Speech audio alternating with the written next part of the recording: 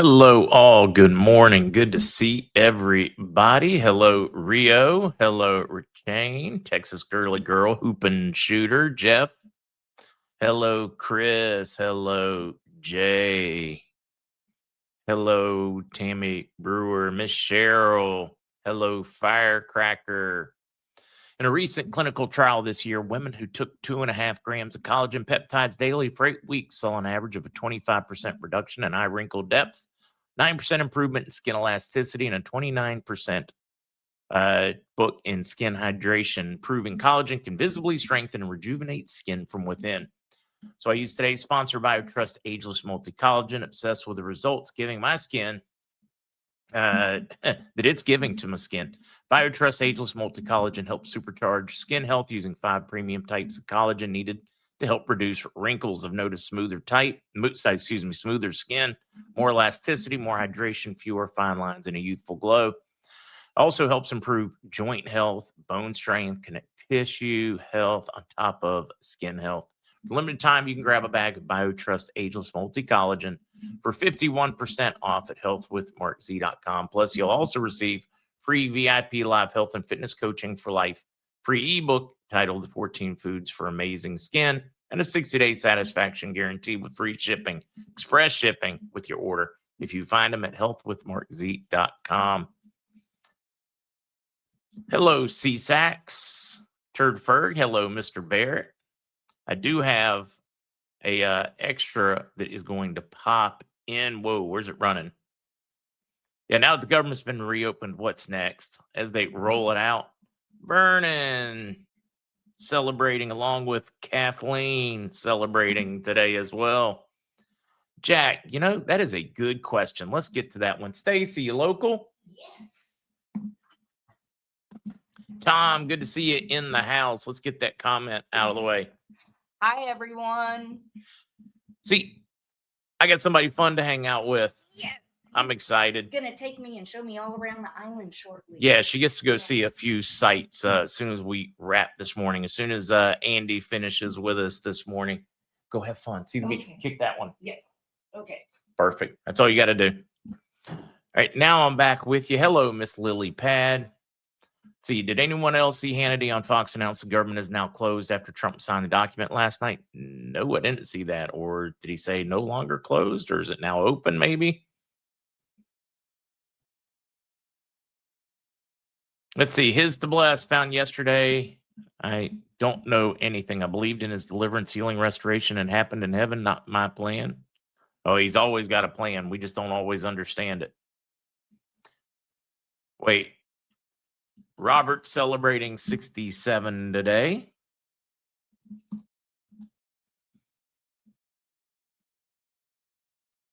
Reading a few of these.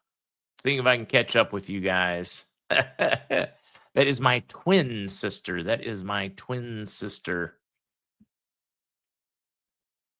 Yeah. Oh, Yunke's too far to go. She's going to get to see Puerto Hermina, Oaxaca, and Hobos Beach today.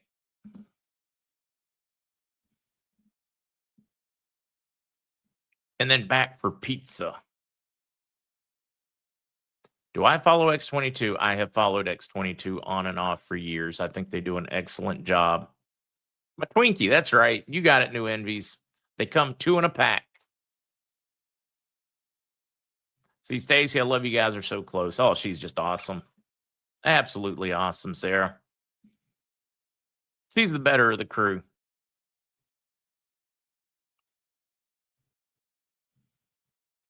Just catching up with everything you guys having.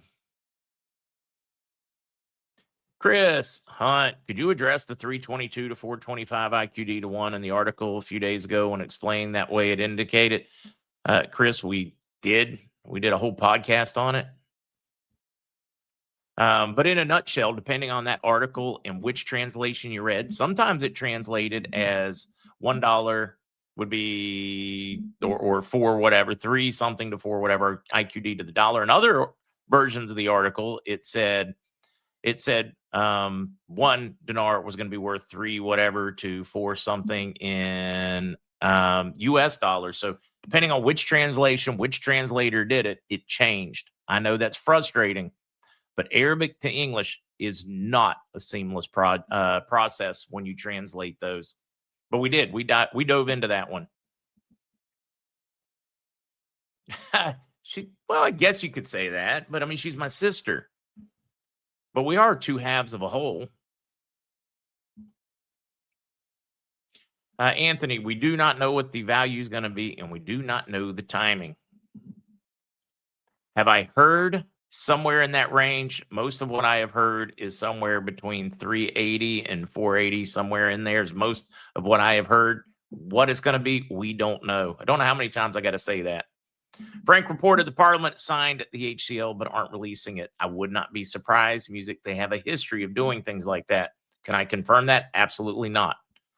We'll know when the oil flows. Oil's already been flowing. The IQD will reinstate 322 and 425 between now. I could live with those prices. I think it's going to be closer to your 4.25, but we'll see. Vicky's birthday.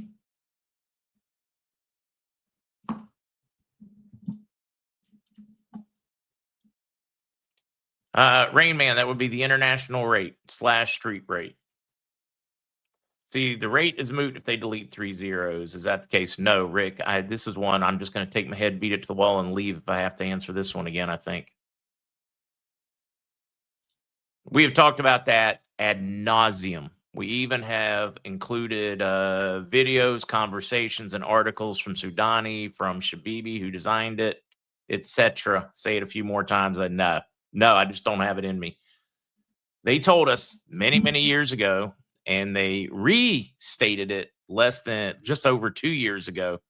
They told us the plan was to increase the purchasing power, issue new notes, smaller nomination notes, and take the large notes off the market. That's your 0-0 project. They have talked about it, I mean, so painfully often in Iraq, in their politics, in their government documents.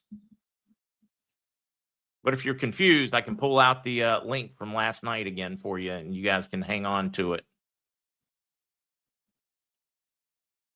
Let's see. I'm going to find that one for you. Hold on here, guys. There we go. I'm going to include a link in the chat for Shabibi that we included yesterday. Click on it.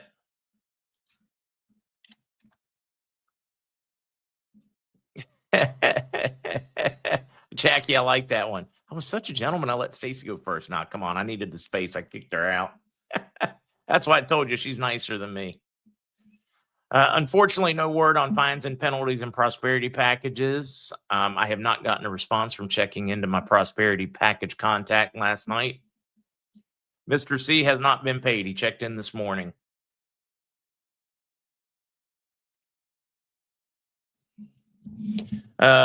Buddy said, my problem with Frank C laughs at the notion of Nasera happening. Let's say he's right and there's no Sarah, even though we saw it in the congressional record in like 1999 or 2000, and we have the documentation and we have it. Let's just say he's right, doesn't exist.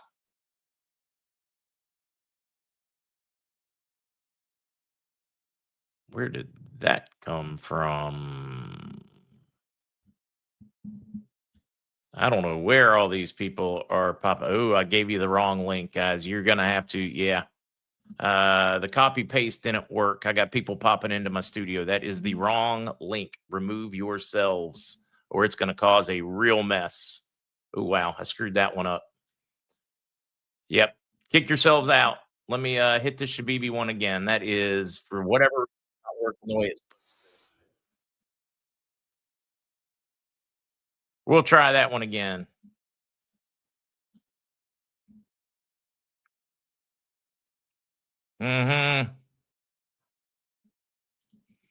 Let's just remove. Let's see. There we go. We're going to try that one again. Boy, that caused a mess. That caused a mess. Try that one again. Welcome to Windows. Now it's the right link. Now it's the right one.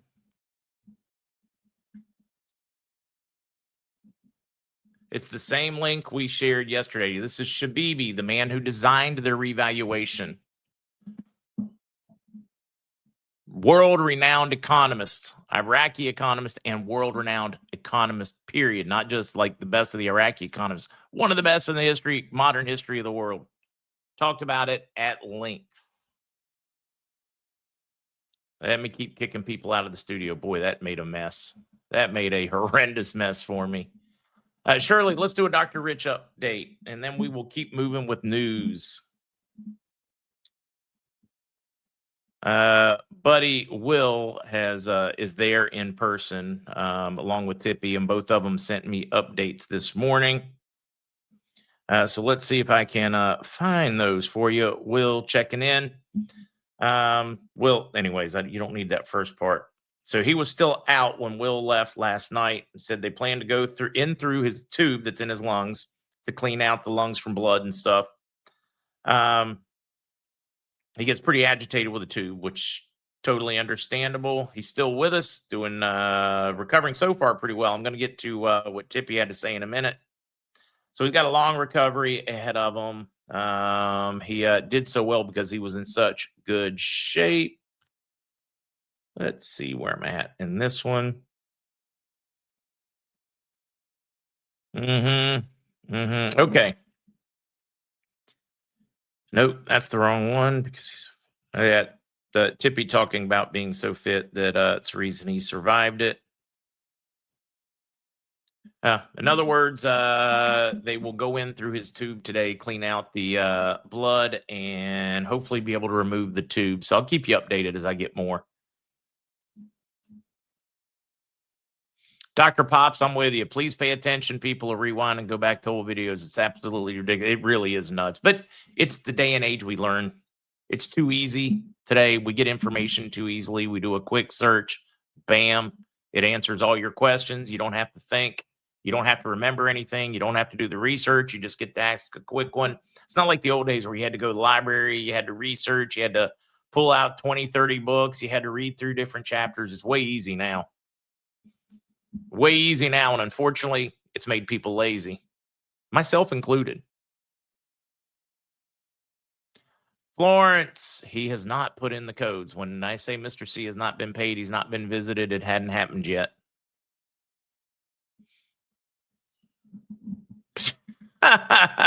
Gary, utter bullshit, but thanks for playing. Donald Trump's been seen a million times, as recently as this morning, by thousands of people. He's made public appearance. That has got to be one of the biggest BS crap, whatever stories anybody has put out in a very long time.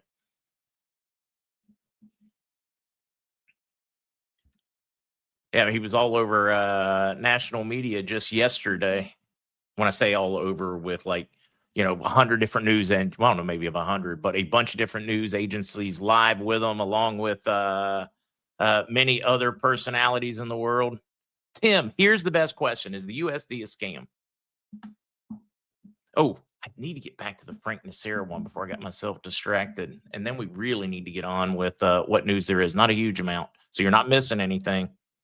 But we know fiat is a scam. Anybody that has read the creature from Jekyll Island, or anything about the Federal Reserve, and found out that it's not actually federal and it's not a reserve, and it's a group of private bankers that basically got a license, and we can argue whether that is legitimate or constitutional or not, because I'd say it's not, and many constitutional scholars agree with me. Well, let's back up to the Nacera one. Let's say he's right, there's no Nacera. What has always accompanied around the world a reset of the currency? Debt forgiveness, or should I say debt erasure, because it's based on something that doesn't exist. That fractionalized debt, where they have taken paper products and said, okay, here's your $100,000 loan, but they didn't have $100,000. Somebody had maybe a $2,000 deposit, and they hypothecated and said it was more, and just created it out of thin air. That's not real money. So every time we've reset in the past, they have cleaned those books, and there are many historic records of that throughout history in the last couple hundred years. So maybe he's right. There's no Nasera. We're not going to have new elections and all that, but we're still going to be wiping out a lot of past debt. I'm not too worried. You're still going to get your dollars. Texas, Sally, starting the 5th day in the hospital. Lots of tests, good reports. Heart rate is a concern. I watched an interesting one from a group of doctors. Did you know what you're supposed to? Well, I say you're supposed to. I mean, there's going to be contention and fighting back and forth. But according to some medical experts, you're supposed to come up with your systolic and diastolic, your top number. You're supposed to start at 110. And then you take half your age and you're allowed to add that to it. And that's what you're kind of where you should be. If you're over that, then you start worrying. So at my age, 58, what's that? That's going to be 25, 28 plus 110, 138, 139, something like 139, which should be my top number. And they're saying as long as you keep your bottom number 100 or lower, you're good to go.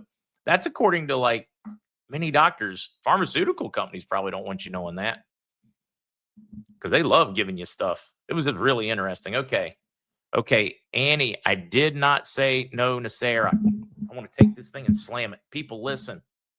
Get the wax out of your ears. I just said, let's say Frank's right and there isn't. What would that mean? That's all I said. Don't know why everybody jumps off a cliff without listening. Dr. Harry did have a good take on that one. Cindy, I'm with you. It's painful. Bernard, you're killing me, brother. I did not say no, Nasera. All right, I love this picture. Don't know why. I think it is hilarious with a little head poking above the voting booth. But let's get into what news we have. Shiites won 187 seats, Sunnis 77, and Kurds 56 seats in the results of the Iraqi parliamentary elections. It was a very, very good day for Sudani and for the Reconstruction Coalition. I did find this one interesting. The countryside is advancing and the city's retreating. What do they mean by that? A very unusual election, and one that I think tells us about what's really happening in Iraq and something that needs to happen in the United States. What I mean by that one is in Iraq's current election, the turnout greatly increased in the countryside, decreased a little in the cities, but greatly increased where the rural working people are, the people who run the farms, the factories, etc. And they're the ones pushing for reconstruction and the changes. The folks in the city, they don't care. They're a parasite. Right, wrong, and different. Most cities are more parasitic than beneficial. Not totally. There are exceptions because you need kind of, management or things like that. But for the most part, throughout human history, cities have been kind of like a tick on society. I know that sounds crazy, and I'm going to get all kinds of people going, no, I want you to just think about it. I've thought about the approaches. I've listened to the approaches, but they kind of suck off the people and live off the people by, I don't know, increasing the cost, logistics, etc. They make good money off the working class. So the votes returned to the countryside or the rural areas, went back to the working class, and they turned out more than city. This has been Republicans' biggest problem issue for, probably 50 years. We don't turn out the small towns unless it's a big hot button topic. They're too busy working. They don't want to take time to go to the polls. Unfortunately, that's when they should be going and making a difference. So we're seeing that. I wish we could do that in the U.S. I don't think another Democrat would win if rural voters went large scale to the polls. They could not cheat big enough to throw that one off. But I thought in Iraq that was a very interesting piece that happened. Let me keep moving here. Let's see. Agree. Las Vegas is that money suckered for Nevada. Exactly. New York sucks it all out of New York and the working class. Chicago drains, sucks the life. It's a vampire to the good people of Illinois. That doesn't mean all people in Chicago are mean or nasty or any of that. Just means that's the effect. So I thought that one was just great for Iraq. U.S. Special Envoy, here's your fluff article for the day. Congratulates the election success. Iraq people have once again demonstrated their commitment to freedom. And we're really looking forward. Iraq and the U.S. are going to work together hand in hand for Iraqi prosperity, blah, blah, blah, blah, blah. All the feel-good stuff you have to listen to from politicians. Ooh, I thought this one was interesting. Governor Pillen signs a charter allowing Norfolk Company to operate as first of its kind digital asset bank using stable coins instead of U.S. dollars or Telcoin, turning things into stable coins to give an option outside of the Federal Reserve and the banking structure. This is one thing I had mentioned before. Trump wants to make certain that the banking industry, that the new technologies allow us a way to separate ourselves from a central bank digital currency or government control. Thought this one was very interesting in its timing because that would be a similar concept to what Zester has talked about, how they have been quietly putting this new system. Some people call it a quantum financial system. Some people call it a blockchain ledger system for banking, or should I say for money movement and currency. This one is really neat. Ron, no bond news, no bond news. I should have mentioned that one earlier. Zero, zilch, nothing since yesterday. So if you got a question on that one, you can go back to last night's update, which was basically saying I'm not expecting an update until some point today from one source and another one tomorrow. Tennessee Patriots. I just watched a clip of Hannity last night. He said this twice. The government is officially over. I just hope Tennessee Patriots that it wasn't as engineered or clipped as Trump's one from the BBC. Milton, I think you're right. I should just start ignoring all questions about the 3 zeros and the value. It saved myself a lot of headache.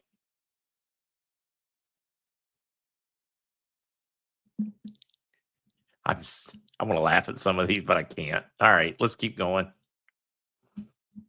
I thought this one was just timing and what it is setting up very interesting. This will pave the way for private entities to come on and take over in that banking space so that the free market fixes the issue instead of depending on government to fix the issue.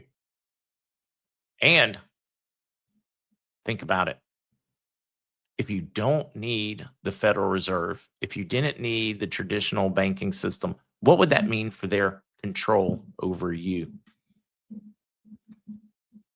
That was a big middle finger to the globalist and the Rothschild system. Michael Burry, aka from The Big Short, rage quits the market, liquidates his hedge fund. Yep, there's a bubble. Call it in. At the end of this October 30th, Michael Burry came in and said, sometimes we see bubbles. Sometimes there's something to do about it. Sometimes the only winning move is not to play. Days after Burry's bubble post on X, his Scion Asset Management revealed that roughly 80% of his positions were concentrated high-level players, Planner and NVIDIA. He is busy selling everything. He is busy selling off because he believes we are about to have an implosion, a bubble pop. Keep telling you, pay attention to the fundamentals. You don't have to listen to me. We post usually most days half a dozen to a dozen financial articles, government articles that you can go and research. Yeah, who's blowing the bubble? Trump signs the bill to reopen the government late last night, ending the record-long government shutdown of 43 days. Now, it will take a while to come up back to speed. They are reopening things in stages. The process has started, snap money, etc., all of it flowing. Oh, wait, I really should have done this one. This is the one where it lets us know what to expect from the FAA. It also lets us know what to expect from some of the other government agencies. They are bringing them back in over time. They should have a number of them in back by Friday. So over the next week or two, it is going to take before airline traffic returns to its normal, not so great condition. So just expect it to take a little time. It took time to shut it down. It takes time to open it up. Schumer, who we talked about this a little bit last night, how centrists broke ranks to end the shutdown as a Democratic rift widens. because we had a number of Democrats jump ship, 8 of them to be specific moderates that crossed the line to reopen the government. Schumer's power slipping. I know. September. They just certified the results this morning. It hadn't been long enough for them to have fixed everything, just like it hadn't been long enough for Trump to fix everything from the 4 Biden years. Give it time. I know we don't want to and we're impatient, but it's going to take however long it is supposed to take. Viet Vet, yes. Andy is joining. Originally, I thought he was going to be joining normal time, but he gave me a text right as we were starting that he would be pushing just before 11 Eastern when he joined. Paul, I have no idea what you mean by SIMs, unless you're talking about ZIMs, the maximum number of ZIMs that could be used. Paul, I have not heard of any limit. I cannot find a single one of my banking contacts that think you are limited to only a certain amount. Zero, zilch, none. Can't find a single one that believes that you are somehow limited in what you can bring in.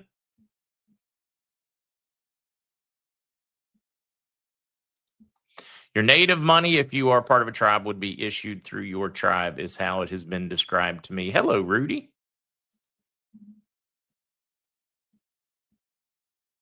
I have no idea what you're talking about. Dash, Daisy Duke. Yeah, unfortunately, it does. It takes as long as it takes.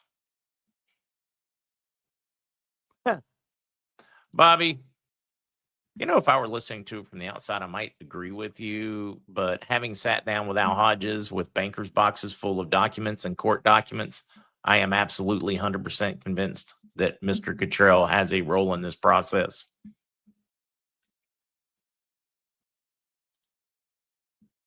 100% convinced. You should see the cool stuff. Some of it you can find, some of the affidavits, some of the stuff you can find in the Chris Story archives. That's another one we've shared a million times. Let's see. Air traffic controller said they're unhappy, short staff, antiquated equipment. Okay, here's a question. What the heck did Mayor Pete do for 4 years in this situation? And that person wants to be present. Jules Bell's great point. For 4 years, presidential hopeful, the one that the Democrats love so much, Pete Buttigieg, oversaw one of the most tragic 4 years for trains, public transportation, infrastructure, and for FAA. But I guess Trump was supposed to fix it all in his first month or two. They already have groups coming in to modernize the FAA air traffic system. They're already moving forward with all kinds of funds. They're spending less than the Biden administration did for some reason and being far more effective with it. Yeah, infrastructure and Democrats, I don't trust in the same sentence. Why? Because of history. I mean, look at that high-speed train you guys got, that bullet train you got in California that they spent $2 billion on it, and they built like a couple hundred feet. $2 billion for a couple hundred feet, and they don't even have the train to go with it. Couch potato. Nobody likes to hear it when I say that. Pete tried to piece together old pieces of equipment. At some point, you're going to have to change the standard. You're going to have to scrap the rail system as it exists. I know, nobody wants to hear that one. But I mean, all like the spacing, the width of the tracks, so many of these things, we have exponentially better technology now. Think of it like your phone system, like the old twisted pair copper. Because old companies had invested, they don't want to spend any more money. They don't want to invest any more money and upgrade, fiber optics, new systems, new technologies. So instead of investing it in the new technology, they invested in politicians to legally protect their old system. Meanwhile, we had better options all along. Well, I shouldn't say all along, but recently that could have been thousands of times faster, thousands of times more stable, et cetera, et cetera. They're going to have to be willing to walk away from some of the old infrastructure and start building new with new technology. Yeah, he's the one, major advances in male breastfeeding. Yeah, I mean, that's too funny. You guys are funny. Yes, Wait, somebody, Tim Fu, the Doge guys were shocked at how antiquated the FAA traffic control system is. Yeah, some of the computers they were using, I was reading one article from one of the Doge guys, and it was a 286. Anybody here like an old school tech geek? They were using chips based on the 286 processor. I mean, that's like 1980, maybe 1990-ish or so, if my memory serves me correctly. I mean, like really old tech. Painfully old. All right, where was that? I got to keep running. Let's see. 107 last night. In a few days, President Trump will be addressing we the people. I'm ready for it. Let's see. Congress sent Bondi a letter yesterday telling her that resending the NFA tax also meant resending of Yeah, I have no idea what you're referring to, Greg, unfortunately. Where are we at on that one? Okay. Oh, fighting with one arm tied behind the back. This is your chance, guys. I know you don't like doing it. But anytime a Republican crosses the line, Democrats start making comments, social media, oh my God, look, it's falling apart. Republicans are falling apart. Trump can't control anything. Anytime somebody disagrees or if a vote doesn't go their way, this is your opportunity to wound the Democratic Party and take the exact same approach they do and talk about it. Say, oh my God, the Democratic Party, they're kind of lost. Schumer's not in control. Who's in control? They're jumping the lines. They're no longer towing the line, et cetera, et cetera, et cetera. Here's your chance, guys. You can play like the Democrats and or from their rule book. White House says Trump committed to the 2000 tariff dividend payments for many Americans. Says he's going to do what it takes to figure out how to make it happen. Scott Bessent saying, hey, we may have to do it in the way of a tax credit, may have to do it in the way of this, but yeah, no, Trump wants to do it, and we're going to try to figure something out. Bessent not as convinced as Trump. Trump very much wants to push forward whatever it takes to get $2,000 in hands as quickly as possible. Bessent teases substantial tariff moves to bring down food prices expected later this week, guys. In the coming days, they are going to announce some changes on food products that aren't manufactured large or grown like bananas, things like that. They are going to do their best to lower those prices using tariffs, tariff reductions to lower the grocery bills on a lot of those key products. I see Trump starting to focus on we the people again, the dinner room conversation, meaning tariff dividends, call it a stimulus check, call it whatever name you want to attach to it this time. Lowering bills, getting more money in your pocket, lowering taxes. It seems Trump has remembered why he got elected because the Democrats had forgotten the working class.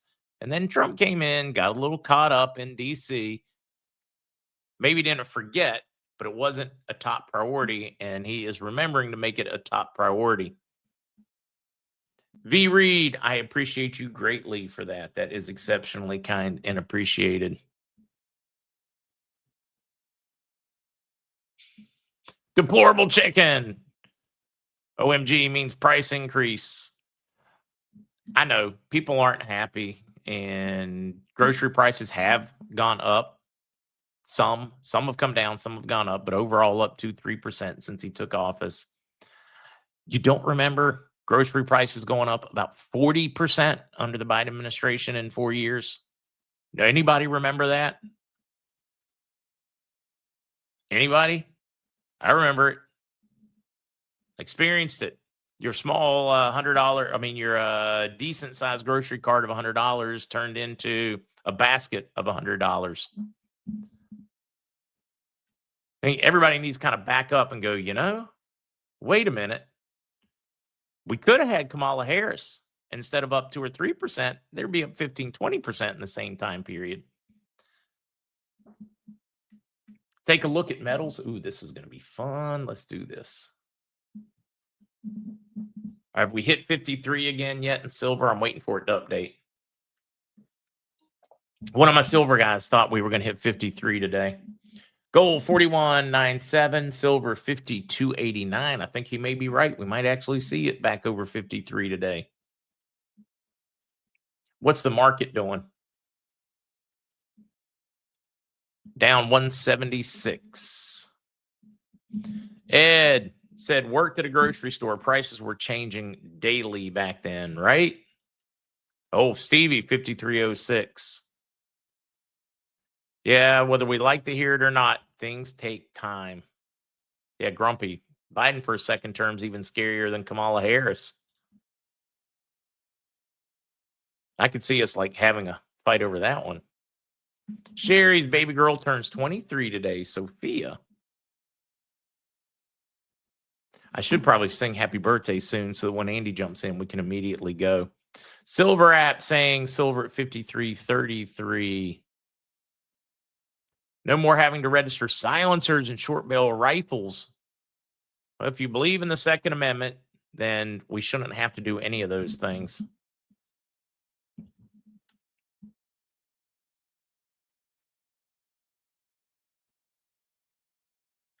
Eggs are definitely way down.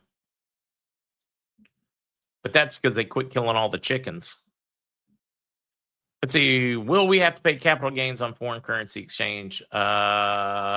Lisson or a lease on Vent? Don't know for absolute certain.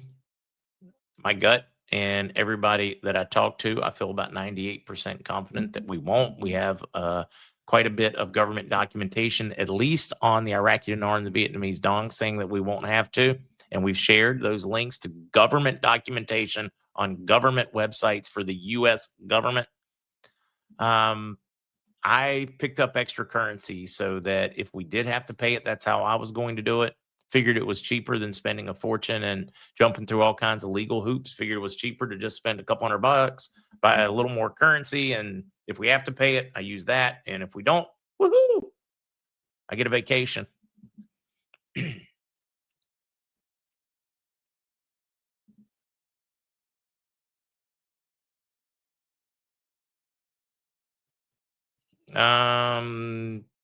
Yeah, don't know on that one. A lot of these questions I'm getting just are completely out of context. I don't know how to answer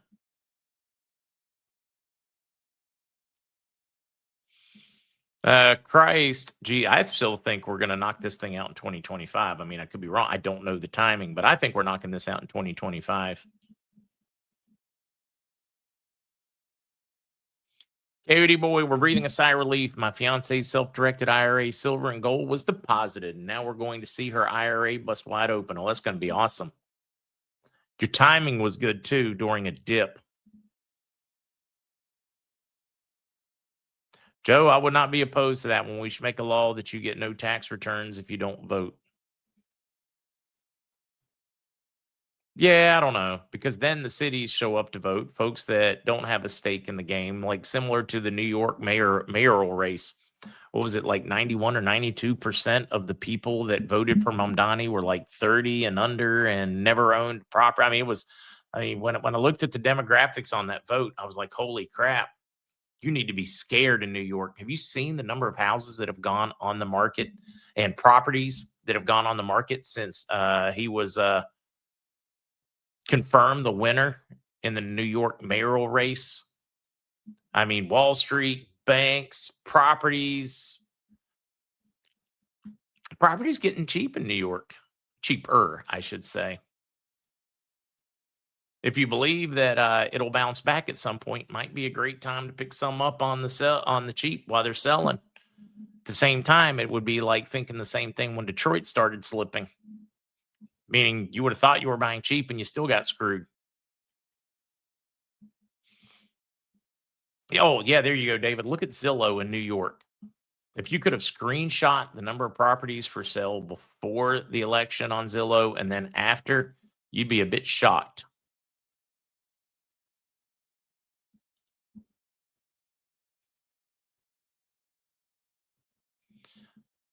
Yeah, New York City's been shrinking for a while, for a number of years now, but that just accelerated.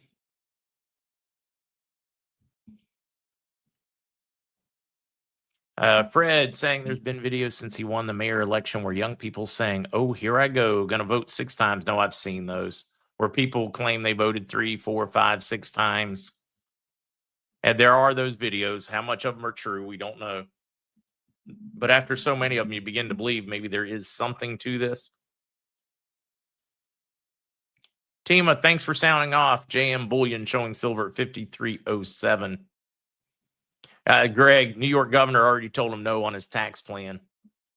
A lot of what he's promised, all the other politicians are saying you can't do that and you don't have the power to do that, so take care. Like his own party telling him, yeah, not going to happen. I'll buy that Whip. Whip saying the smartest people in New York City already left. At this point, as I understand it, New York Stock Exchange, a couple of the bigger exchanges have already filed paperwork in both Florida and Texas, so they have options. Which way do we want to go? Where do we want to be when we leave? Jason, wasn't me. California real estate starting to go on the market too. Oh, you nailed it, Sherry, on metals. Glad about the dip one day before it rose.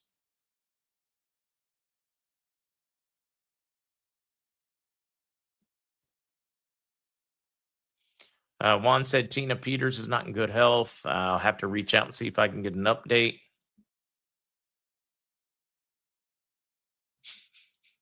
Irene, I need a friend in central southeast area Texas. I'm surrounded by idiots. Welcome to modern society. Cheeky D, Julie Green was saying New York Stock Exchange would crash. Let's go back to like the year early 2000s when I was first told about many of these, and soon after I had the opportunity to sit down and really get to know Al Hodges over time. We were told back then that it would drop at least 40, 50%. I was also told like 10 years ago that the market would cross about 40,000 and then crash. Yeah, all seems to check out. Just not as fast as I wanted everything to happen. Deplorable, who's buying a house, 50-year loan? I'm not. I think we have a fundamental problem with the system if it takes a 50-year mortgage to buy a house. I think that is unsustainable. I think that is illogical. Lori, videos of women with bags of mail-in ballots coming out. Yeah, not surprised. I'm just hoping some of these latest ones were so over the top they don't have a choice but to investigate. Tim, Trump's the one that floated the 50-year mortgage, trying to get more people in homes. If it takes a 50-year mortgage to get into a home, you can't afford the home. Don't buy it. Lachlan, 1 year old today.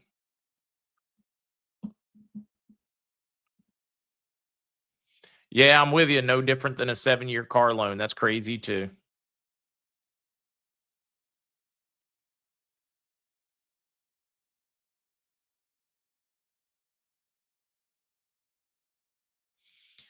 Oh, wait. Let's see what Pocono Rudy had to say. It's crazy when you live up north, people complain all the Republicans are moving out. And when you live down south, all the Southerners say all the Northerners are coming and voting Democrat, right? Which way? Where are they actually going? I think it's a combination thereof. I think what you have are Northern Democrats, or Northern Republicans are more like Southern Democrats often. Bailey, big 2 years old today. Once you go back to the gold standard, we get rid of all that inflation. Say, Susanna, the logic to a 50-year mortgage is an affordable payment. You can always sell it anytime, be out of the 50-year mortgage. The only negative is the amount of interest you're paying. I see your argument. I do. Kind of like on a car lease. So what if it's over 8 years? You're just going to constantly go get another one every 2 or 3 years and trade it in, and your payment's going to stay close. I get the logic, or I get the short-term logic. I don't get the long-term logic. I did not see. Now, Rod Tech, if you can find this, I would love to see this one. Said, did you see the article Soudani saying he will bring 50 billionaires to Washington, D.C. next month? Although Google's AI says Iraq only has 30. Man, still, that's for a country that size. 36 billionaires is something. Can I be one of those? I'll move. I'm with Greg. I think Trump was pointing out how bad and how fundamentally broken our housing market is that it requires a 50-year mortgage. I think that's why he floated it. He's famous for that. Ooh, I just got a friend. I've been missing a friend. I'm going to sing real quickly so that those that are in a hurry don't have to hang out with me and my buddy forever. Kathleen, Vernon, Robert, Vicky, Sophia, Lachlan, and Bailey. So they tell me it's your birthday. Well, happy birthday, darling. May you live, may you love, may all your dreams come true. Happy birthday, happy birthday, happy birthday to you. Happy birthday to all those celebrating. Yep. Ooh, and we got Andy at home today instead of in the studio. Good for him. You have such a lovely voice, Mark. Oh, stop. It's fantastic. It is. Yeah. How are you doing? Good to see How you. about yourself? Busier in what's one-legged cowboy in a butt kicking contest. I don't know. It's been a crazy time. I've been all over the place. I was gone most of the month of October. It's good to be back. Good to be home. I was gonna say, do you get to stay home through the holidays now, or do you have more on your books? Yes and no. For the most part, I do, and I try and unplug a little bit during the holidays. Not always as successful as I'd like to be, but nonetheless, it's yes, my craziness seems to have subsided just a little bit. So, Good. like I said, happy to be here with you. Yeah. What did you think of? What did you think of Trump's comment about we needed a 50-year mortgage? To me, that tells me our housing market is so absolutely broken, our dollars are so absolutely broken that there are so many fundamental problems with our economy when I hear 50-year mortgage. What? Maybe I'm overreacting. No, I mean, I don't know. It's the same reaction I had when I found out that they had, 72-month and 90-month car loans. You trap people within a system of indebtedness because the payments seem to be affordable.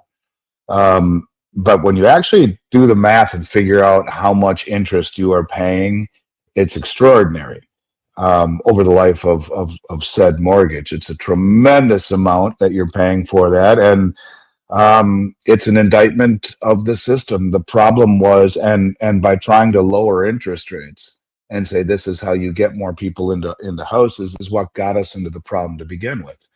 What we need for housing prices to become more affordable are higher interest rates. As counterintuitive as that sounds, the prices have not adjusted from the 3% mortgage rates that we saw years ago, and all of the money that was infused into the system that artificially jacked up asset prices and made lending so much easier.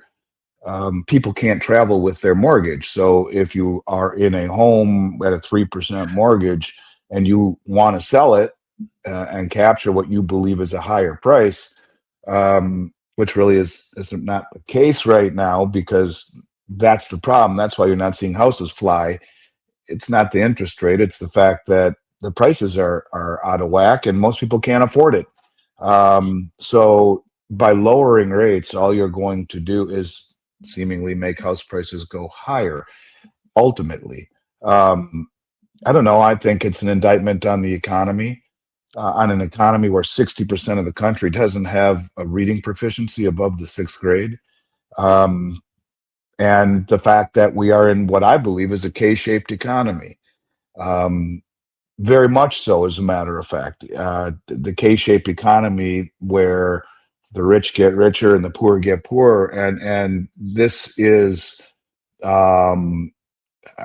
the Cantillon effect that we've talked about before, where the Cantillon effect says that he or she who is closest to the money benefits disproportionately. What it really is saying is that the people with the money have assets, and the assets have appreciated. The people who don't have assets are having a hard time putting food on the table, buying gasoline, paying for living expenses. And this is just another example of it. And all you're going to do is make it easier for people to go into debt servitude for 50 years now, probably biting off more than they should otherwise chew. I don't think it's a good idea. No, but he did. Wait, I think 1 day later, or 2 days later, said we needed to have, and I forget the exact term, but basically like your mobile mortgage, where your mortgage can kind of go with you. Well, that's smart. You did that. If that were the case, you would find a housing market that would open right the hell up right away, because a lot of people would like to move, but the cost of money since 2020, 2021, which you could get a 3 to 3.5% mortgage or less, I mean, on a 30-year, now the cost of money is over doubled or roughly doubled. Um, you can't even move laterally. You can't downsize because you end up, the cost of money is too much, and banks are reluctant to lend. Lending standards have gotten tougher. But if that were the case, that would be a very smart way to I think take some pressure off of the housing market if people were able to travel with their mortgages. And it makes good sense to me. And the banks find every way to screw you, and you should be able to keep that. But you look at contrast it to a place like Canada, where they don't have 30-year mortgages. They have, I believe, they're 20 or 25-year mortgages, but they re-amortize every 5 years. So it's like an arm where every 5 years it resets.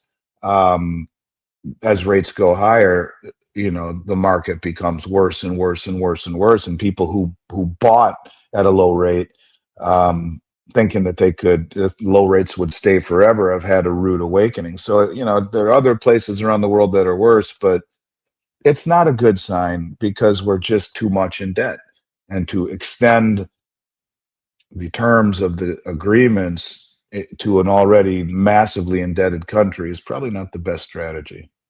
No, somebody had just said, I wonder if the 50-year mortgage is tied to the 50-year gold-backed treasury that Judy had talked about. I'm like, can't really draw a correlation, but interesting. No, but interesting to think about anyway. It is. Yeah, so crazy. Yeah, a lot of people zero interest. I do not. It makes 0.000 sense to ever have a 0% mortgage. I mean, the mortgage rate needs to at least outdistance inflation. Although if we just listened to Andy and went back to metals, we wouldn't have inflation, because they couldn't. Well, who would lend money for 30 years with no return? Wouldn't make any sense. Well, there would be no one wanting to do it. I mean, so that's the point. And inflation is a lie too, and that's probably part of the reason that the banks don't want to lend the money, because they've been able to leave it at the Federal Reserve, park it there, and with no risk, and earn the federal funds rate of almost 4% for all this time without any risk. So instead, they're going to lend it out to the public to buy a home with all of the default risk and the risks associated with lending money for a long period of time in an economy that isn't in the greatest of shape. AI taking over and kneecapping so many good paying jobs, and many of the entry level jobs will be gone within 5 years, 50%, they say. So you have something that in essence could increase productivity, at the same time put millions of people out of work. What does that create?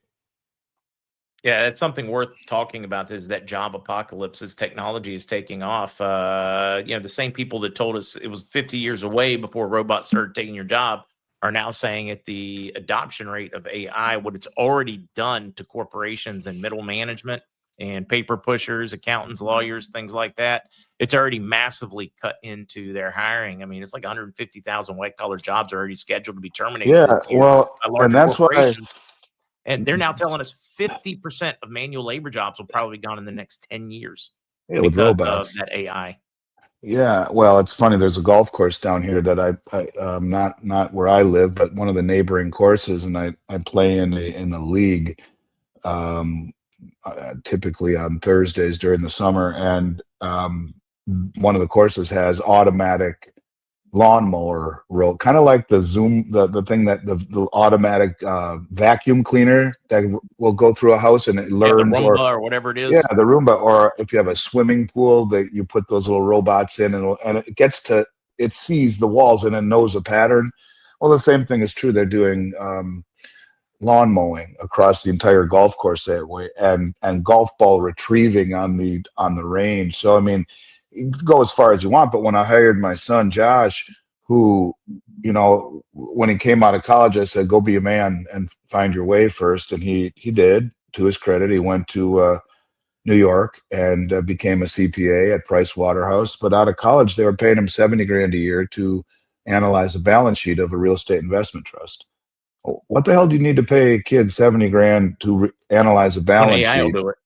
in 1 second, and without the headache of an employee and all of the rigmarole that goes with that? And so, to your point, yeah, AI is going to have a dramatic effect. It is, for sure. I got to put my glasses on to see the question. Hey, Andy, do you think our self-directed metal Zarya will be safe when the shit hits the fan? Well, I'd like to think so. This is the argument. And again, an IRA is an IRA. I get it. But you can't hold it yourself. In other words, it's held at a depository. But this is the argument for self-custodying physical precious metals outside the IRA. And remember, when you are at any time, you can say, give me my metal.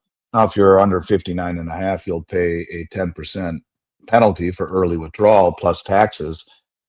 But if you got that nervous that the shit was going to hit the fan, sorry, Kukla, and that physical possession would be worth the 10%, you can do it. Now, after you're 59 and a half, you can do it without any penalty, obviously. But, this is one of the benefits of owning an asset that is not simultaneously the liability of someone else. Your liability here is that it's held at a depository inside of a governmental pre-approved program. So wouldn't be my favorite place to be if the shit hits the fan, but, preemptively. It'd be better than just being in the market. Yes, absolutely, because it's not held at the DTCC. It's not the same thing as it being securitized. Absolutely. I did find this one, and I think I don't even know if a classic definition can work for this because of how our monetary system's designed. But Tahoe saying is the opposite of inflation, stagflation, or deflation, asking for a friend. And that's really a tough one, because usually when we see deflation in a fiat fractionalized like we're at, that's actually a market crash. In other words, nobody wants to spend. It's not really deflation. Deflation, because we overprinted, would mean taking millions, billions, trillions of currency out of circulation, like destroying them, collecting them and destroying them to get real deflation. When we see deflation in a market like we have, that just means the wheels came off. Maybe it's disinflation. Disinflation might be a better word. Stagflation represents a slowing economy, and inflation, it's the Great Depression meets the printing press in essence. So it's not the opposite. I think it's disinflation. And you're right. I mean, I guess you could say it's also kind of deflation. But if you take the reactions of the market out of the equation, which would eliminate stagflation, it's somewhere between disinflation and deflation. Let's ask everybody here, guys. Oh my God! Do you think Kevin? I can't stand. Kevin, you're treading a very fine line with me right now. I think that it's better to look at Andy because he looks very similar to Jamie Dimon from JP Morgan. I think I could show you some pictures of Kevin, and we can ask who he looks like. Kevin, would you like me to do that? So, like in the Bizarro, Superman has his evil alter ego. JP Morgan's good alter ego is Andy Schectman. Yeah, there you go. I don't know if I would go that far, but I think that JP Morgan and Jamie Dimon, the story hasn't finished as to how they play out in all of this. Things are starting to get pretty interesting, Mark, and especially at the commercial bank level, the central bank level, in particular, what's going on with silver. Obviously, I'm sure you've talked much about the fact that China U.S. just reclassified it as a critical mineral, which is massive news. You have now silver as a matter of national security and policy. China is doing something similar, and also limiting exports. Every ounce that leaves the country now has to apply for a permit with Beijing. You have China now controlling anything that leaves. They're calling it a national security measure. Silver is taking on a new view, and no one has been as active in the silver market over the years as J.P. Morgan, who I believe is an agent of the Fed. You And think? Jamie Dimon and Jamie Dimon in particular. So yeah, I think things are going to get very interesting with silver. Very, very interesting. When you have the biggest money in the world draining the LBMA, when you have the biggest money in the world like China, like India, like Saudi Arabia buying massive amounts, when you have billions upon billions upon billions being imported since November a year ago in the COMEX, unlike anything anyone's ever seen. These are all really big things. When you have a country, a U.S. government come in and validate that with calling it a critical mineral, you've now put a floor under the price of silver. I think the sky's the limit. I don't tell people to buy silver to get wealthy, but when you talk about a tiny market cap, about this big, this little itty bitty gold coin, and you have government pumping money into the ecosystem, Now, the potential is extraordinary. I think we need Andy to get on board with the put ourselves on a gold and silver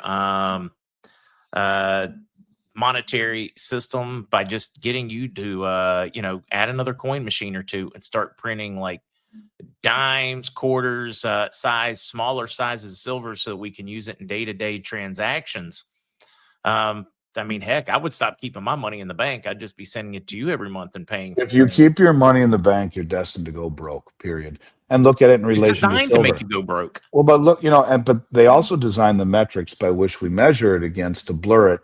You measure the strength of the dollar against a basket of horseshit currencies, the dollar index. In essence, it's the strength of the euro this year that has masked everything. The dollar is only down 8 or 9%, we're told. But it's down 70+% even with the pullback that we saw against silver.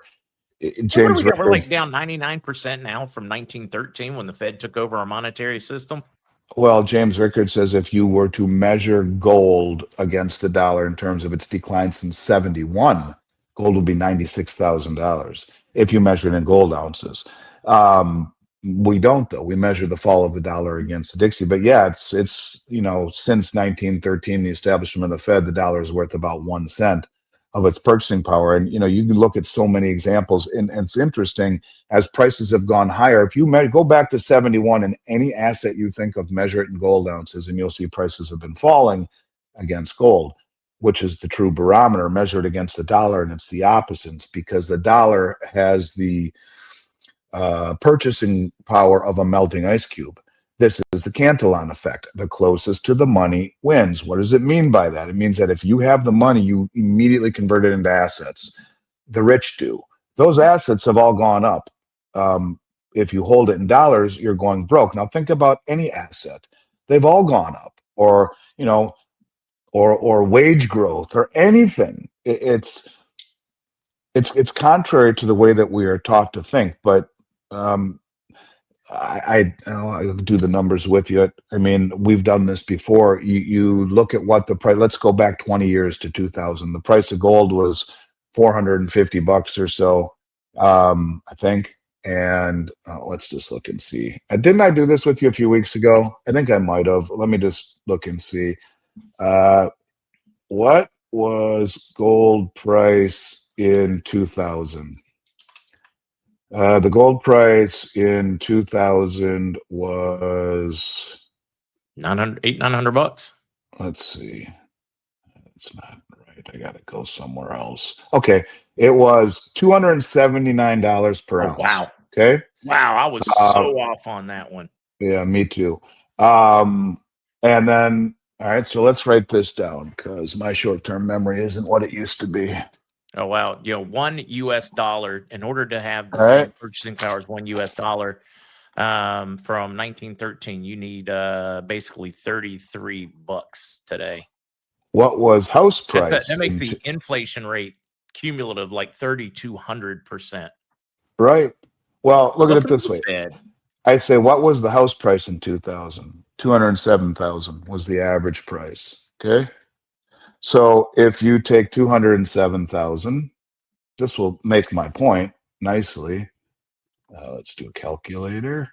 207,000 divided by 279. And remember, this metal earns no interest, been sitting under your mattress for the last 26 years almost. Is 742 ounces of gold to buy a house in 2000. Today, what is the house price in 2025? 416,900. Well, even take the higher price, right? I mean, the median report, it says the median home was approximately 416,900. However, figures can vary. The highest one is 512,800. Okay, so we'll call the high end 512,000. Even make it easier. 512,800 more in favor of against what I'm saying, and you had 741 ounces of gold. So right now, your price of your house has over doubled since you moved in. So good investment, you think, right? Yeah, great investment. I sell it and I make 200 plus 200, $300,000. I way over doubled my money on my 207. It's now worth 512.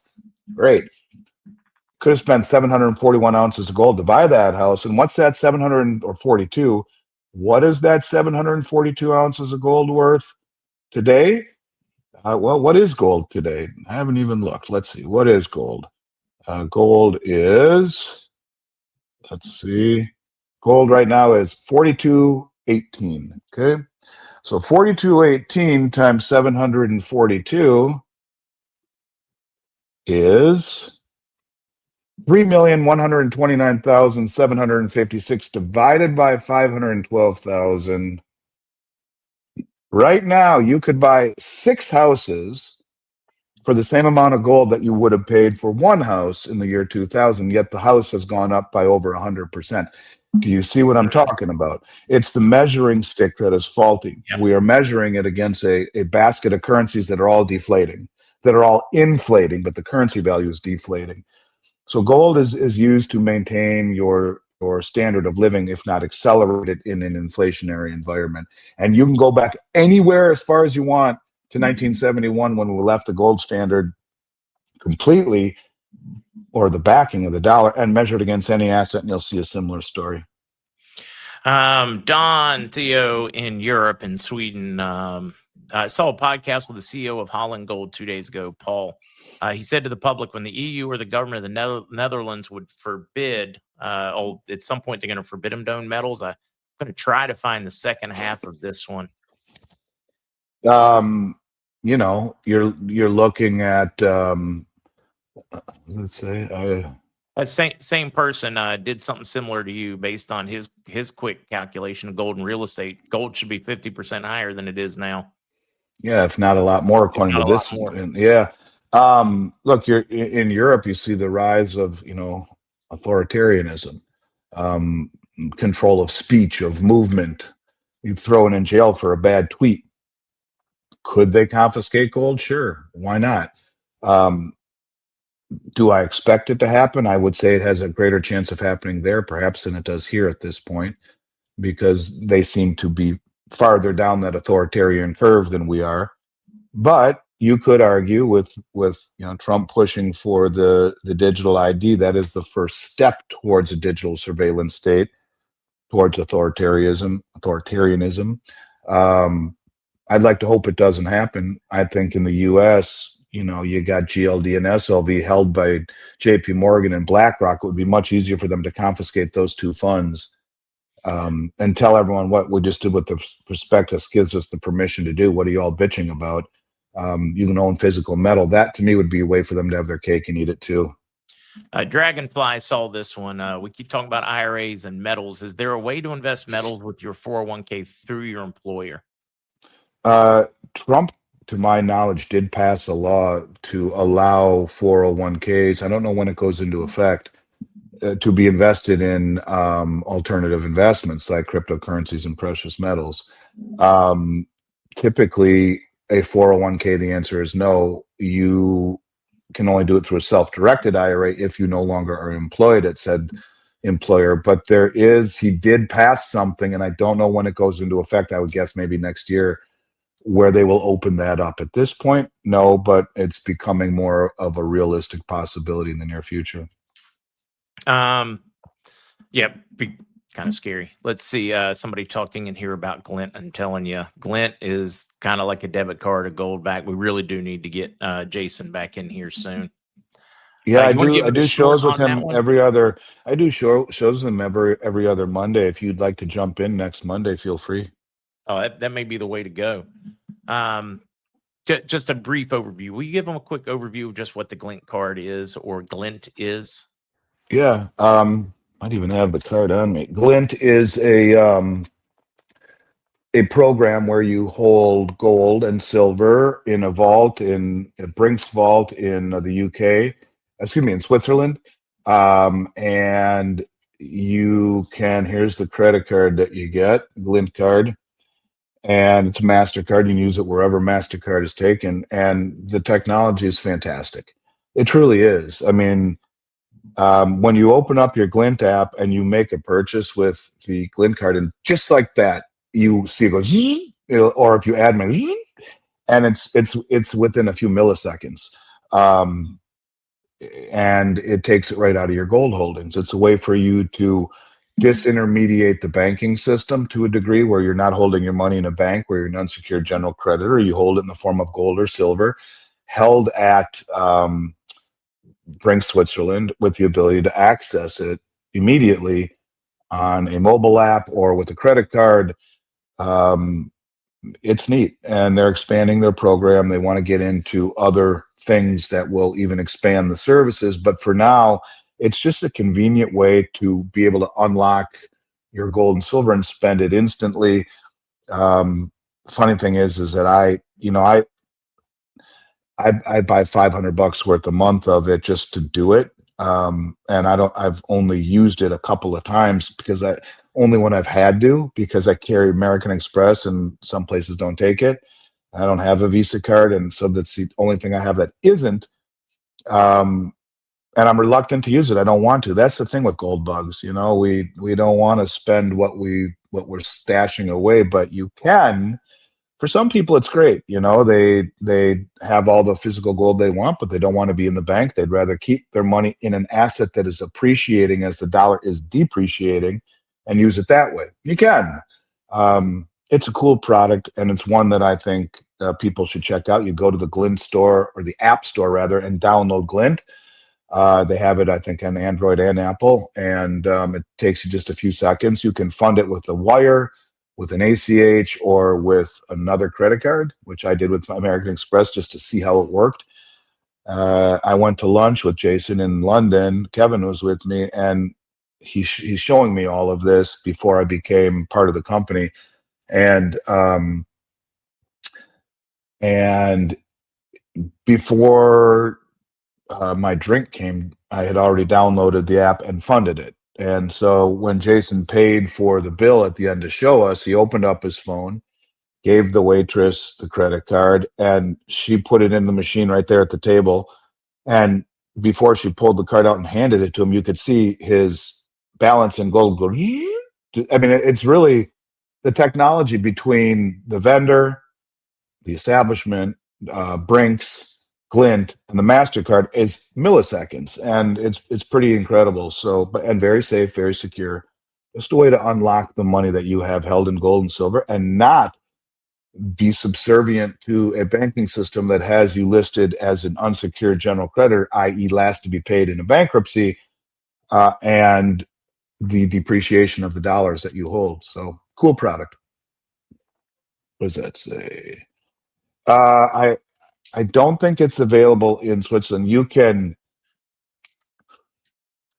I don't think it is. I think right now it's just the UK and the US and Canada, if I'm not mistaken. Yeah, TP. What? Andy's part of Glint now? Well, I've for the last year or so, I've been part of Glint. I mean, I'm an investor in the company. I am the US pivot point. Like, for example, if people have money in Glint and they want to take it out in physical gold, we can do that. I do weekly semi-weekly podcast with Jason. It's not that I'm part of their ownership team, but I own part of the company a little bit. I'm an investor in it. And I like it. I like the product. I like Jason. It's a cool technology. And enough to where I would represent it here in the United States. There's no one else in the U.S. that's doing what I'm doing with Glint. I'll put it to you that way. And it's Andy 24 on the code when you fill. Glad they asked that. Yeah, Andy 24. Google actually put that in there.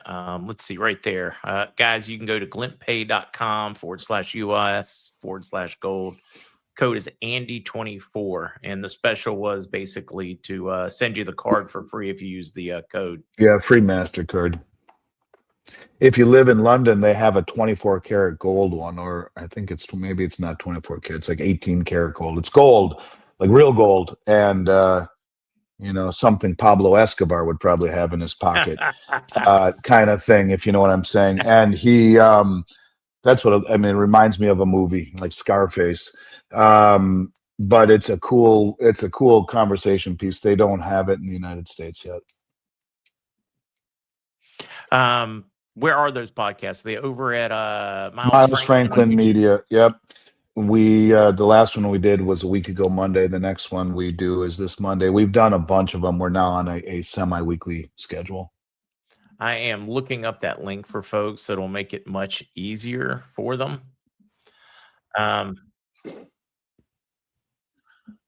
I gotta get this guy to stop talking. But this is what it looks like, guys. Miles Franklin Media. If you want to be able to go find, because he does regular podcasts from there, along with lots of guests. Michelle McCory does a lot of videos there with all kinds of different guests. There you go. America's controlled dollar devaluation. We're watching a new system come into play. The question is, are we going to survive it or not, and profit from it? Correct. Yeah, it is a changing system. No question about it. It's happening right out from underneath us. The monetary system is changing right now. And if you save in dollars, I believe it is the dumbest thing you can do. You're destined to go broke. I mean that. And it sounds cliche, but I believe it to be true. The dollar is devaluing so fast. And that's what they're trying to do. Even Main Street is caught onto this. It's called the debasement trade. Say hello to my little friend, pulls out a Glint card, could be a good, yeah. Say hello to my little friend. It's a good movie. But the thing, you could probably, use it as like a projectile. It probably weighs a pound, it's hard and heavy. It's not like your typical credit card. What's that said? Pirates used to put silver in the water barrels to keep the water from going. That's true. Colloidal silver, true. Yep. Yeah, and that's some really neat benefits. Yeah, it's almost like otherworldly. Same thing with gold. I mean, you can't even get rid of gold. How do you get rid of it? You can't melt it because it just coagulates. You can't. You could throw it away, but it's still there. You can't throw it at the bottom of ocean, pull it out 300 years later, it looks brand new. It's an interesting thought. You can stretch. There's a 1 ounce coin here. You could stretch. I don't know how far you could ask AI, but you could stretch this thing into a wire about the diameter of a human hair, and I don't know how many miles long it would go. It's got properties that are incredible, as does silver. Nothing is as conductive of heat and of light like silver, and of course the qualities of antibacterial. It's used in so many things in medicine and sheets in the hospital and colloidal water. And there are very interesting things about gold and silver that, I thought one of the best speeches I ever gave was at a guy's named Jean-Claude Beyond Mystic, and I gave it in Ottawa, Canada, and I wanted it to be this Beyond Mystic theme, and I connected it to ancient Egypt and the pyramids.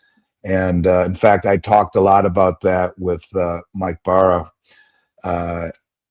There's just so much fascinating stuff when you look at the Great Pyramids of Giza, that there's not a chance in hell that this was done by human beings. I don't care what anyone says. There just isn't a chance in hell when you look at how that you take the diameter of the Great Pyramid and you multiply it by, Pi. I think I probably have. I Yeah, don't where need is to it? read it, but I'm trying to let remember me there see was if I can. something on that front. You're just No, like, I mean whoa. it's unbelievable. So it's that they were. Hang on. They had to Great have Pyramid. known very complex algebra and It's math. more than that. I mean, it's stunning what they would have had to have known to do what they've done. It's much more than that because here it is. All right, let me read this to you. And then I want you to think about it. And I tied gold into this, right? Because how did they know how to find it, how to mine it? And it was miles away how to fashion it into masks like King Tut's mask was perfectly symmetrical with precision that is akin to what people do now. And just listen to this, right? I know this is not what we're talking about, but when we talk about the properties that gold and silver have, they are otherworldly. The Great Pyramid, 2.5 million blocks of stone weighing 6 million tons, piled 481 feet high. Its footprint is over 13 acres. The sides of the pyramids are aligned with such accuracy and that only modern equipment could match it. To align the structure to 1/15th of a degree of true north is all but impossible. The base of the pyramid is leveled to within 3/4 of an inch without the assistance of modern lasers, once again, all but impossible. The sides of the pyramid are over 755 feet long, made with stone blocks weighing between 2 and 40 tons each side within 2 inches of one another. That's 99.9% accurate. Now, here's where it gets crazy. The Egyptians were obsessed with the equinoxes, where the day and night are the same length. The length of the day and the night during an equinox is 43,200 seconds. Okay. This becomes nuts. If you take the height of the pyramid and multiply it by 43,200, you get 3,938.685 miles, which is within 11 miles of the polar radius of the planet. That's 99.8% accurate. And if you take the base of the pyramid and multiply it by 43,200, you get 24,734.94 miles. That is the circumference of the Earth at the equator with a 99.3% accuracy. So when you talk about, and I use that to frame kind of that things like gold are almost unworldly, from another world. And the Egyptians were obsessed with gold and silver, both. And so when you talk about, the principles that they have, and why we're coming full circle back to it, maybe not in the same way it once was, but there's something to be said for gold and silver, and man has been in search of both since the beginning of time, 6,000 years. They were mentioned cumulatively in the Bible 700 times. There's something to be said for it. You don't buy it to become wealthy. You buy it because it is wealth that goes back as far as recorded time. And here we are, the smartest people in the world are on a binge that no one's ever seen before. Now, it was one thing for me to say this to your audience for the last 5 years, talking about the central banks and all of the repatriation out of the Bank of England and the New York Federal Reserve, yet the United States didn't play along. The United States really didn't do anything with gold. And then all of a sudden, since last November, when Trump was elected, we have become the largest importer in the world. And probably a lot more coming in that we're not told about, billions upon billions upon billions upon billions upon billions upon billions, and keeps pouring into the United States, and not a damn word from the mainstream media about it. Where is the journalistic integrity saying, who's buying all this gold? Who's delivering all this gold?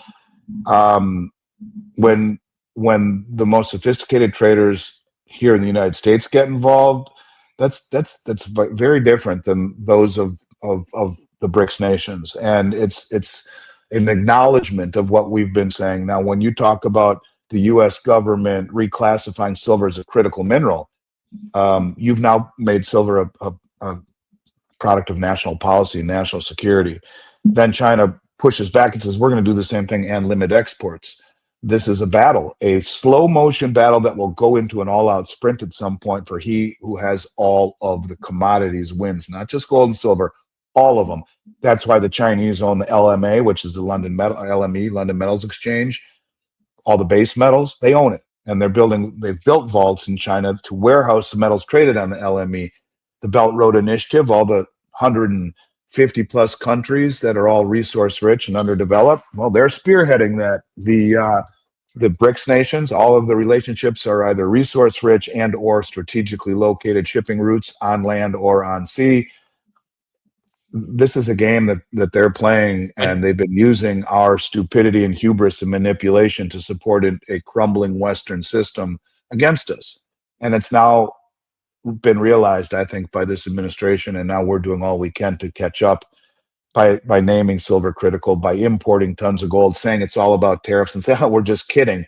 I've been saying that on your show since day one, that the tariffs are. It's not tariffs, it's reshoring. It's a new game. It's a new monetary system. He has started bringing manufacturing, all those things back. He's using tariffs as a tool to do it. Yes. It's not all about tariffs. No, it's all about just the controlled ruse. demolition of the present system. Yes. A couple of you were talking about mainstream media not reporting a lot of these. Over the last week, 2 weeks, I've started seeing more either independent journalists or larger organizations in Asia, especially talking about and bringing what they consider their receipts and proof and conversation to the table about China having at least 10x time more gold than they claim, possibly 100x more. And so they've been talking about using like production numbers, the fact they don't let any leave China when it's produced there. I mean, just on and on and on. They were spelling it out. Okay, this is what they purchased, what they're claiming, and have really been starting to spell that out in the last 2 weeks. I think they're finally, or it's just getting so big. The elephant's so big they can't not talk about it now. That's what it is, and they have. I mean, the Chinese produce, I don't know how many metric tons of gold each year, but they never report those numbers. They're the largest importer in the world. They are the largest producer. They fly around the world and buy doré concentrate, as we've talked about, as the largest and second of gold and second largest of silver. And they're still flying around the world buying doré concentrate from South Africa or South American refiners and miners, and paying double what the West will, shipping it back to China to refine it. If gold is imported in through the People's Liberation Army, it's not reported. If it comes in doré and concentrated under 995, it's not reported. They're not reporting any of it. They have minimum 5 times what we do, I believe. Alistair McLeod has talked about that they have 38 or 40,000 metric tons. Years ago, he was saying this. 18,000 by the people, and it was 20 to 22,000 by the state. That was years ago. They have government-sponsored accumulation programs. They're all about it. And when the switch is flipped, I think it will show something that will surprise a lot of people who buy the mainstream narrative. You're right. Somebody just talking. My sister's in town. Wait a minute, wrong one. I think it's a good idea. I think I'm going to take tonight off, guys, and let Dr. Scott know. My sister's in town visiting in Puerto Rico, and Nice. would like to spend a little more time while I get at my twin. We are, to say we're close would be a very, She's very, your twin? No kidding. I'm a twin. She have a beard too? All we have is the same eyes. Strangely enough, she's got boobs and no beard. I got no boobs and a beard. Well, hey, if it were the other way around, I might exactly feel bad for you. You're a handsome guy, even with that beard. I'm just reading some of those. Okay, let's see. I don't know what this one is, but I'm in a nursing home, bedridden. My wife hasn't a clue. Oh, that's R7. That's really not a question for when we have Andy, but if you ask that during a normal podcast, I'd be glad to give you my thoughts. Trying to see some of the others. I mean, we're watching silver and gold outdistance, and they're doing their best to manipulate price. Yesterday, watching the paper markets on metals was fun as they were trying to suppress it as it was trying to break out. Yeah.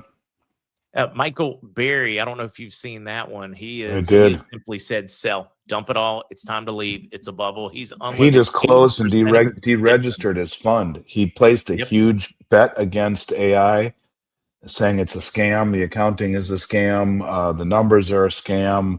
The infrastructure cost versus the return, it's all about to bust. And then he placed this massive bet. I don't know, 200 million or something on to short the AI complex like NVIDIA, and then deregistered his fund. He says, I'm done. I'm out. Left instructions what to do at the end.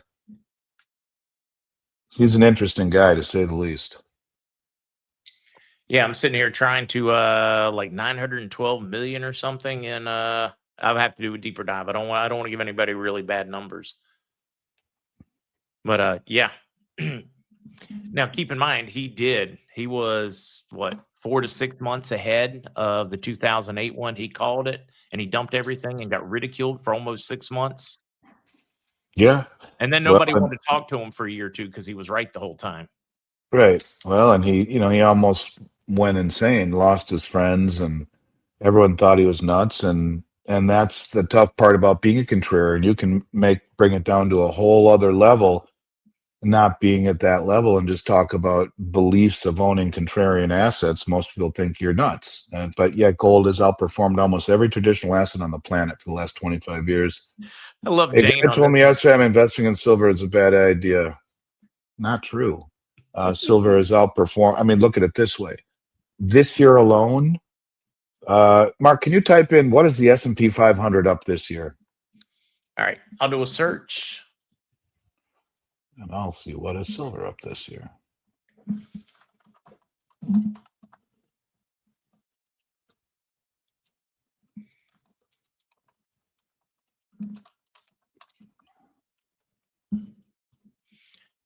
Let's see. What was it going to tell me? You would think it would make this one a lot easier. What's the S&P index up this year? It's giving me what it's doing today. I'll find it. Yeah, I was going to say, it does not like the way I search for that one. It doesn't like Bing.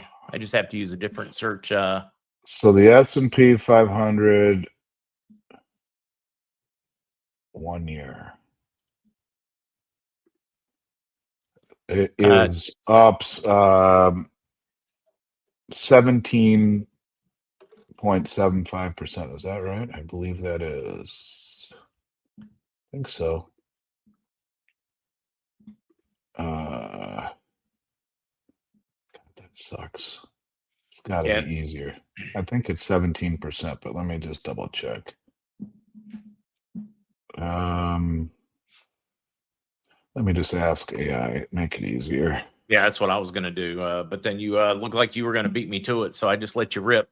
Number of people with India and their valuations on silver, in some instances they are going to be starting in April this next year. They'll be pegging it at 1 to 10. So takes 10 silver ounces to equal 1 gold ounce in their value. That's not all across the board, but it is very interesting. All right, well, we'll look at it this way. The S&P 500, to that lovely lady's point, great picture, is up 13.83%, up $82, up 13% in the midst of the greatest tech boom in history since the internet with AI. Silver's up 80%. So it's 5 times the performance of the S&P 500. In the midst of the greatest tech boom ever. Roughly. The people who say that may be well read, they just read the wrong shit, and they're too focused on traditional investments. And we're at a period of time where the best laid plans need to be recalibrated, rethought.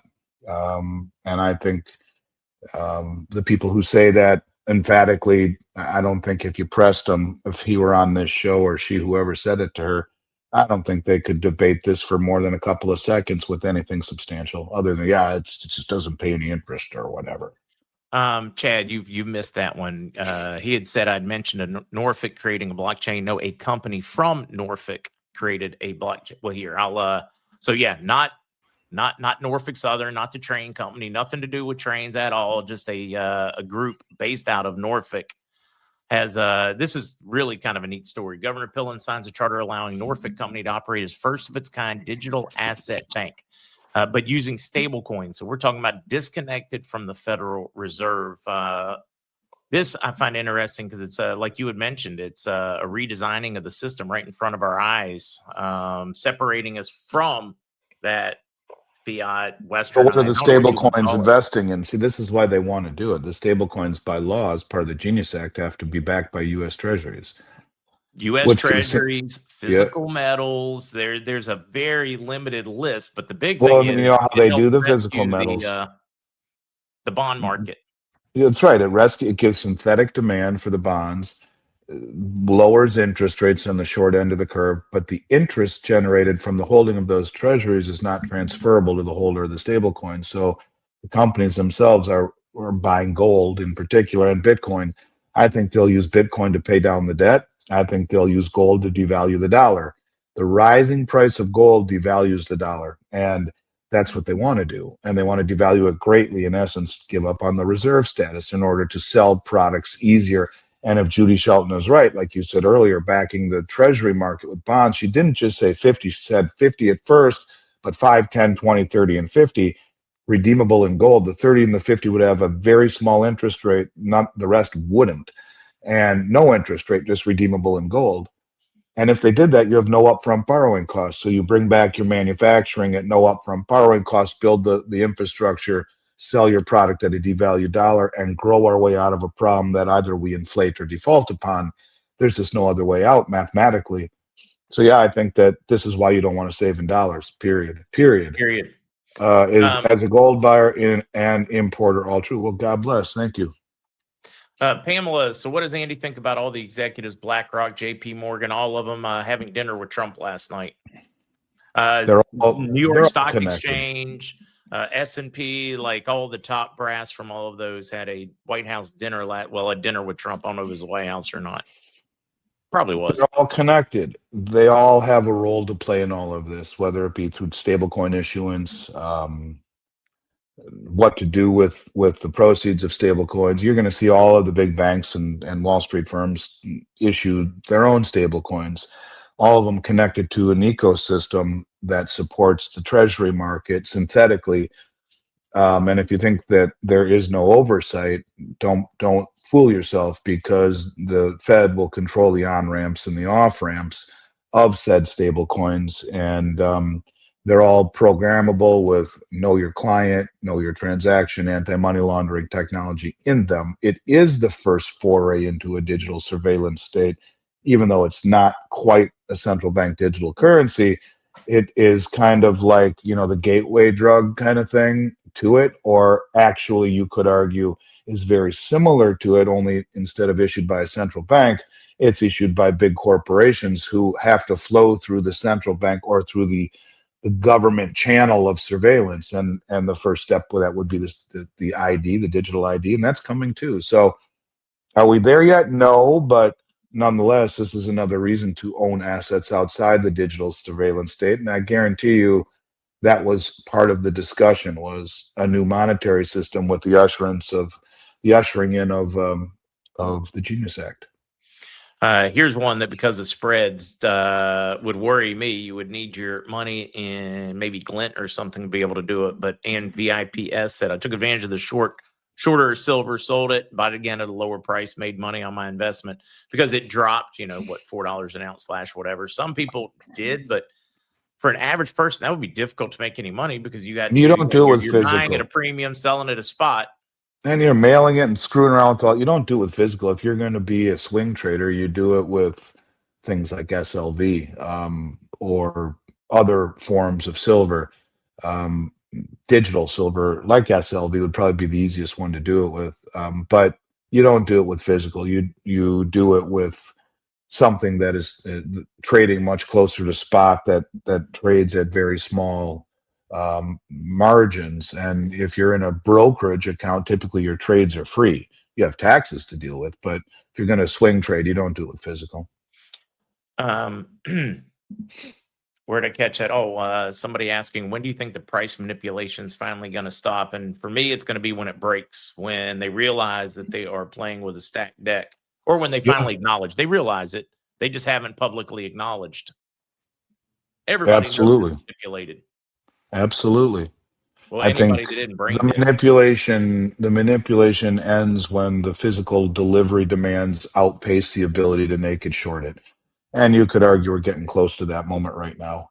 So I think they've already somewhat lost control of gold, and I think they will lose control of silver also, because no one ever stood for delivery in these assets. They are now, and these are very sophisticated players, very wealthy players that are now coordinated and motivated. And it's not just the players in the global South.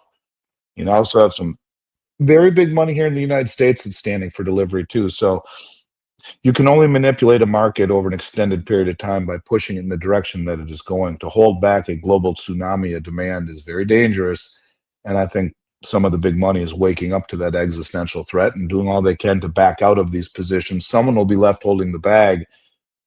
But I would say in all of the years I've done this, we've never been closer to that moment.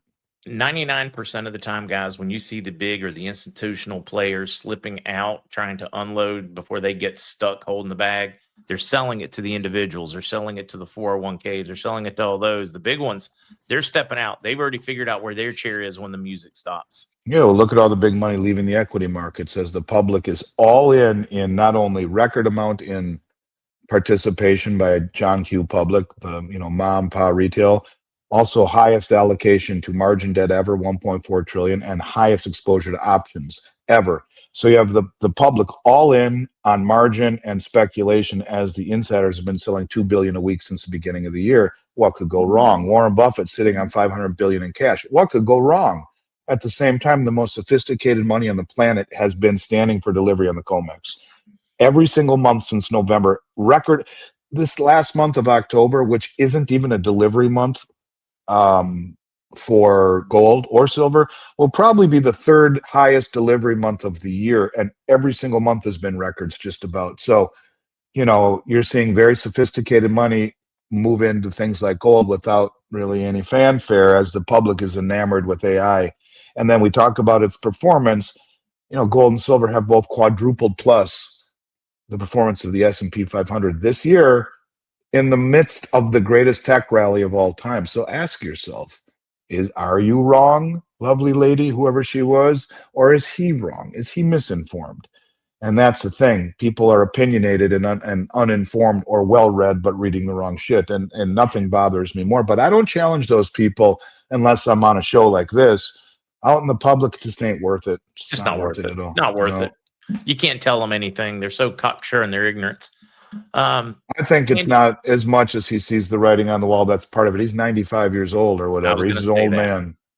But he sees it, and you can see it by his positioning of all cash. He's going to all cash. He's stepping away. He's like, it's not worth the effort. The market has gotten so sideways and funky that I'm just going to sit and coast. I mean, I don't blame him. I would at that age.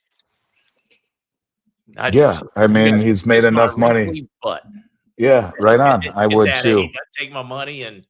I'd have been gone long before, but hey, give him credit. Maybe that's what's kept him around all this time. Yep.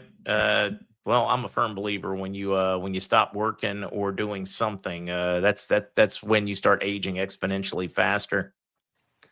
Yeah, no doubt. Exponentially faster. Every person I've ever met, when they are forced to stop working or the hobby they love, downhill fast. Don't stop. Boy, this one's a tough one. I've never been a big fan of proofs and collectors, but Air Winger, should we sell our proofs in retirement now and buy rounds and bars? Should have never bought the proofs to begin with, unfortunately. That's what I was going to say. You can call us. Like stamp collectors. Yeah, either that or they're talked into it by dipshit companies that just want to squeeze them for profits. You can call us, send us a inventory. We'll tell you what you're looking at. It might be the right thing to do. I don't know. I haven't looked at the proof buyback costs lately, but it might be. Let me just look real quick. Yeah, Edith felt like that. The arrogance of ignorance. It's something. Yeah. Right now, assuming they're original proofs with boxes and paper. My phone's not connected to the internet. What the heck? I don't know. Send us a message and we will certainly check on that for you, or call us and now it should work. Hang on. Proof American Eagles. Yeah, they're really not. They're only $50-$60 over spot. I've seen them hundreds and hundreds over spot. Not a good deal right now. I wouldn't probably do it. I'd have to see what they have. Fred, obvious question: is crap hitting the fan? Oh, it will. Yeah, It's starting to just, not all out, but yeah, it will. It will. Yeah, the monkeys have the poop in their hands right now, and they're ready to throw it at you. Yeah. My Just because parents, they my haven't thrown it dad, at you yet. it's funny. My dad had a monkey when they first got married, and it would grab its shit out of the cage and throw it at my mom. Get rid of the monkey. Get rid of the monkey, or get rid of me. One or the other. Well, she's still around, so I'm guessing the monkey had to go. Yeah, monkey had to go. Yeah, I would definitely. For me, I would look in the numismatic industry. I would look to sell instead. I would not sell it to a coin dealer for spot. Well, I'll give you the highest bid price in the country on them, whatever they are. But yeah, give us a call. We're pretty good at helping people with that kind of stuff. Yeah, holler, Kevin, whatever. Or email them at info@milesfranklin.com. Tell them you're part of the community and tell them Yes, that's the most important part. They will jump all over helping you. Hey, all right. It's probably going to be time to start wrapping up so I can go spend some family time. Yeah, man. I'm off to the golf course. I don't want to leave you hanging. No, that's all good, brother. I'm off to the golf course, and I'm going to maybe dump a bucket of sand over Kevin's head when I see him for calling me that. 4206 on gold. Yeah, it's crazy. Yeah, and silver over 53. Crazy. It's finally doing its thing again. They've suppressed it as far as it's going to be a back forth until it breaks. It's going to be nothing goes straight up, man. Nothing goes straight up. But as I mentioned, last thing I'll say is when the market collapsed last 2-3 weeks ago, you had billions of dollars worth of metal dumped in the middle of the night in the access market, either after New York closed before Asia opened or after Asia closed before London opened, when there's no liquidity. There's not a trader on the planet that would do that. They would be shot and fired in that order to do that. You would dump it up slowly, judiciously over hours or days in New York when there's liquidity. To dump it when there's no liquidity just means everything would hit stops and continue to fall. Then all the algorithms that run the funds and stuff would indiscriminately sell, and it would guarantee the worst settlement price. And that's not the way you do things. That's a drive-by shooting for effect. And if you keep that in mind, it's easier to understand that there was no meaning behind it. So other than to scare people and maybe to help some of the short positions cover their shorts in a very synthetic way, if you will. But yeah, and here we are right back, and we'll see more resistance. There's some big institutions that are off sides, and they're trying to get aligned with where things are going, and so there'll be volatility, but nothing's changed. In fact, the fact that it's right back up here should say that. Speak volumes. Yeah, speak volumes. All right, we get to see you next week, I think. Yes, I will be back next week, my dear friend, and pretty wide open, at least until I throw in the towel through the end of the year. But I'm always happy to see you. And if there's ever something that we need to get on and talk about because the world is changing so fast, I'm always here. I appreciate that one. For the rest of you folks, remember, no podcast tonight. Zester's not covering. Nobody's covering. No podcast tonight. Enjoy dinner with your sister. Give her my regards, even though I've never met her. But if she's anything like you, I'm sure she's fantastic. She is. And Zester, that's his aunt. She used to take care of him up until he was 2 or 3. Zester, go spend some time with your aunt for crying out loud. What's what? I said, go spend some time with your aunt, right? Zester, for crying out loud. Be a good nephew. Exactly. All right, folks. See you, bro. Look forward to seeing you in the morning. Andy, take care. Bye, you guys. You too, man. Thank you. You're welcome.